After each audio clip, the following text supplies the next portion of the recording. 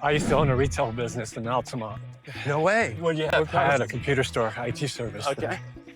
Tough times, downsides. All right, Katie, what have you got? This guy says, "Hello, I've been watching your podcast and I'm really hoping you guys can help me. It seems like my business is failing and I own a retail clothing store. We're going to be celebrating our first year in business. Overall, I know there will be good days and slow days in a retail clothing shop, but it seems like there isn't enough funds left over to be able to pay off the suppliers in full. I don't think I'm overspending on personal stuff. Any tips?" Started out like a house of fire. He said he spent his profits the first 3 or 4 months or cash flow, ordering a new product, and then things slowed down. What do you think, George? Retail clothing store. He's paying to play at this point. It's costing him money to stay in business. What happened? What does he do now? I went through like 6 months making no money. It was tough. Amazon spun up in 97. Actually, when Amazon came out, that's what hurt my business. Did it? Okay. Yeah, so I lost a lot of money because everybody, all these big box stores, but they weren't getting the same service we were providing.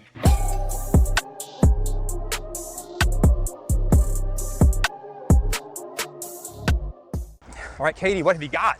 This guy says, "Hello, I've been watching your podcast and I'm really hoping you guys can help me. It seems like my business is failing.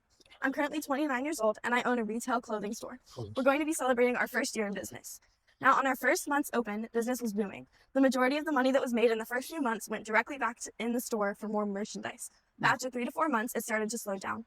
It slowed down to a point where I had to take out a personal loan just to get by. Overall, I know there will be good days and slow days in a retail clothing shop, but it seems like there isn't enough funds left over to be able to pay off the suppliers in full. I don't think I'm overspending on personal stuff. Any tips?" All right, so our friend here has a retail clothing business. Started out like a house of fire. He said he spent his profits the first 3 or 4 months or cash flow, ordering a new product, and then things slowed down, right, as it does after the excitement of a new opening. And now he's having trouble, covering expenses. He's already taken out a loan.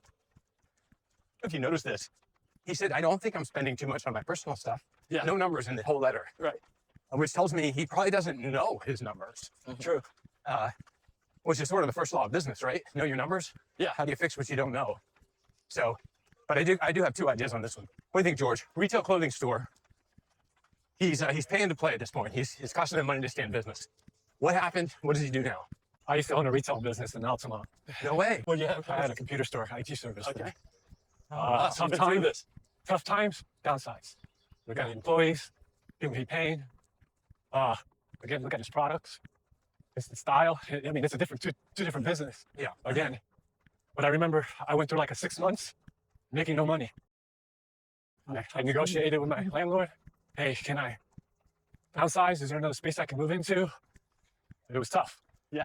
And when was this, by the way? Oh, this was in the 90s. In the 90s. So this is pre-Amazon. Pre-Amazon. Amazon spun up in 97. Actually, when Amazon came out, that's what hurt my business. Did it? Okay. Yeah, Best Buy, Amazon, and Circuit City was still in play. Circuit City and CompUSA, I think it was. Oh, okay. So I lost a lot of money because everybody, all these big box stores, but they weren't getting the same service we were providing. Yeah. So a lot of people were returning after that 6 months, 7 months period. Yeah. They wanted somebody to sit down with them. Got it. But clothing business is different. You gotta look at the style, what people want in the neighborhood, what's the latest trend. So it just depends. A lot of factors like that. All right, that's interesting. You think that maybe his product mix changed from the first month to the 4th month in a way that took the excitement out or whatever? Yeah, it's a possibility. It's a possibility, yeah. But he didn't mention that in the letter, so. Well, he doesn't maybe know, right? I mean, he wouldn't write the letter because he knew what this problem was. He doesn't know, and we can only spitball ideas for him, right? Because we probably won't have the answer in this case, although Brian had his instantly. I would downsize, look at the style, do a survey of the neighborhood, what they're wearing. Yeah. What's the latest trend? Yeah. And go from there. What do you think, Irving? It's a tough business. Retail, clothing store. It screams instability. Yeah, right. But if that's your passion, you probably should figure out a better way to sell. You have to be a killer salesman first, and then a business owner second in that situation. So, I mean, it's unfortunate for George to have started a retail store in the months before Amazon cranked up. I mean, you couldn't have predicted that, right? Oh, no, nobody predicted and it. E-commerce, even in the early 2000s, wasn't big enough to really destroy the mall just yet. No. And the retail plaza. No, that was mall was still thriving back then. But in 2024, which is when he started his business, he's starting a retail store. That's just kind of willful stupidity, I think. Like Amazon, have you heard of it? Okay, how about this? What's that other He Chinese said company? retail. I assumed it's a store, down the street on the corner, right? Yes. Yeah. Could it possibly be a retail online? Because if he's not, that's his answer. He's got to find a way to get on your Etsy. Yeah. No, to get on Amazon. Yeah. He's got to get on eBay. He's got to get his products out there. He's competing with Shimu. Yeah, Chinese company, a huge Yeah. retail outlet that sells massive clothes. Right. If he was e-com, he would have said led that. with that. Okay. Retail store means store. I And, think so too. yeah. Well, so yeah. he needs to find a way to get on it. Yes. Well, I just think, I mean, there was a wave of Amazon millionaires during COVID. Yeah. And again, you're racing into a headwind.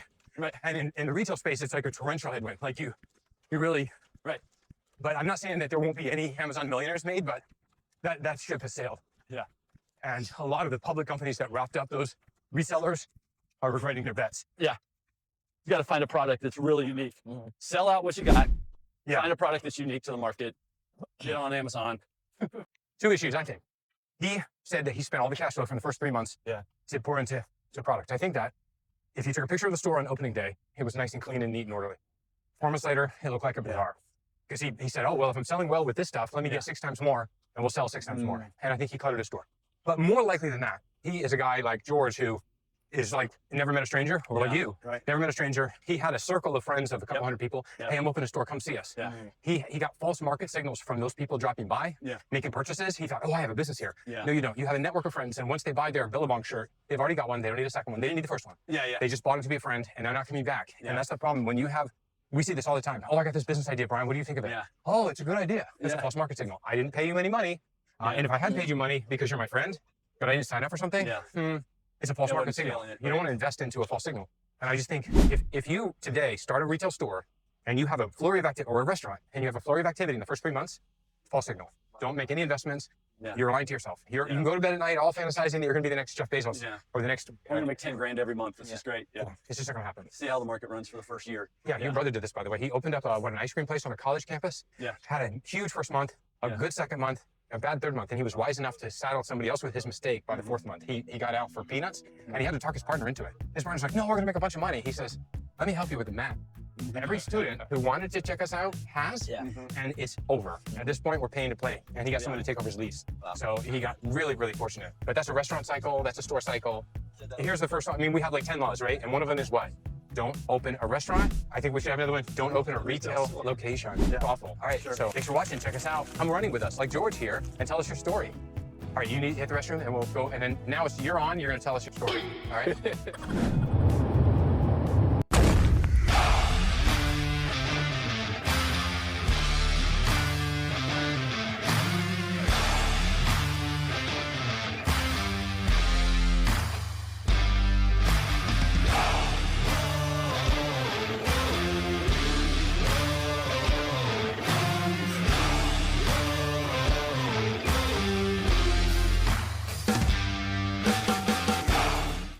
Hey guys, if you watch my content, you probably own a business, and I would love to one-on-one with you.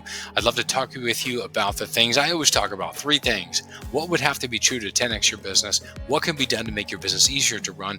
And what can be done to reduce risk in your business? I'd love to talk about those things with you. If you want to just click, there's in the description below, there should be a link to a Calendly. You could set up a free one-on-one with me.